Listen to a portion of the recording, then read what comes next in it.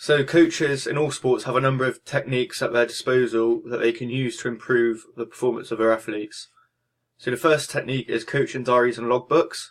So diaries come in different sizes, paper or electronic. They can be used to record personal thoughts, make appointments or log training sessions. Diaries can be useful in aiding self-reflection, planning and evaluation of coaching sessions. Guidelines for getting the most from your diary can include completing the diary as soon as the coaching session has been finished. They can write down what happened in order. They can focus on what went well first. They can describe what needs improvement, and they can create an action plan to develop what needs to be improved.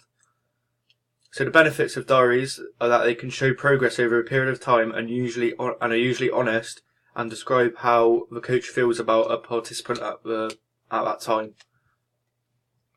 Second is performance profiles.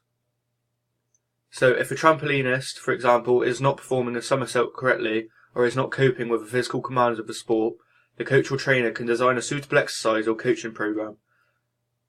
But if a trampolinist might have trouble with nerves before the start of the competition, or they have some kind of mental block that stops them from executing a skill, the psychological factors can affect the sporting performance.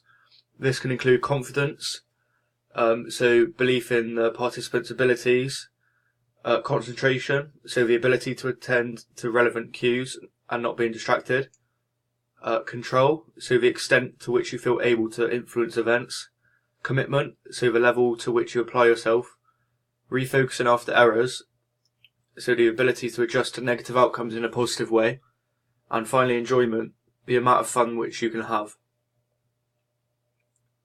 To use a performance profile, you would talk with a performer and ask them to tell you how they feel about their sport.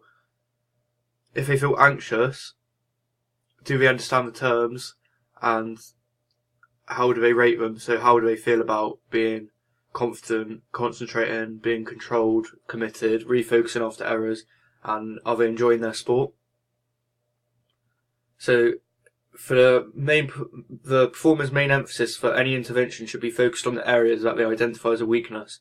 In this case, it would be refocusing after errors and concentration.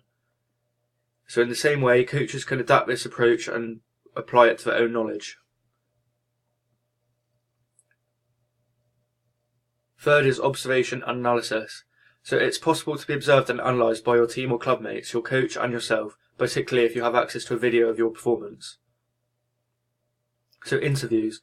It's possible to get a great deal of information from an interview. You could ask a performer about what they consider to be their strengths and weaknesses, or you would ask them about what tactics they might use against a particular opponent. SWOT analysis. This is a subjective analysis of a performance or a performer's ability. Simulation or conditioned practice. This is about artificially creating a competition-like situation in a practice session, or a particular condition that may be likely to happen in a competitive situation. A basketball coach might consider the merits of initially removing defenders or outnumbering them in practice situation that is aimed at improving a particular attacking focus. Defenders can be added when the techniques are well practiced, or oppositely, extra defenders could be added so that the attacking technique could be practiced under greater pressure. Similarly, defenders in these practices could be asked to take one of three roles according to the conditions required by the coach. Passive, offering little resistance other than presence. Active, so playing under normal conditions, tempo and intensity, or pressure, playing with extra intensity. Conditioned games are used when a coach wants to create a situation that is likely to happen in a game, such as practicing defending free kicks in football, or simply adding a condition that emphasises a teaching point, such as choosing a target area on a tennis court with a chalk circle or hoop, where the player is expected to return the balls in a practice drill. Video analysis. Video gives the person who watches it an objective record of a performance. The greatest benefit of video is the playback feature, including slow motion, which can be used to demonstrate skill execution, tactical efficiency, or a more generic performance evaluation. So there's some guidelines which can be used for video analysis in sport. So you shouldn't try to film your performers and coach them at the same time. You should ask someone reliable to film and brief them on what you want. So, for example, follow the player or ball, or try to capture tactics or specific techniques. Try to pick up all of the sound as it provides useful feedback. Start the recording before the action and end it well after, judging players' body language before and after performance. Label and date the film immediately to keep a record. And finally, notation.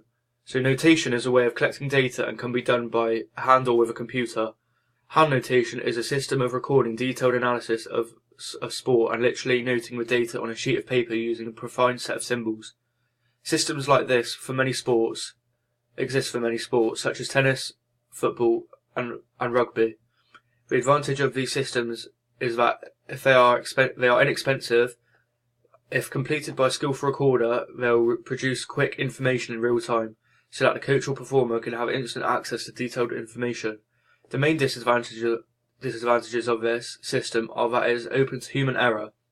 It can be difficult to interpret and can be difficult in certain conditions such as bad weather.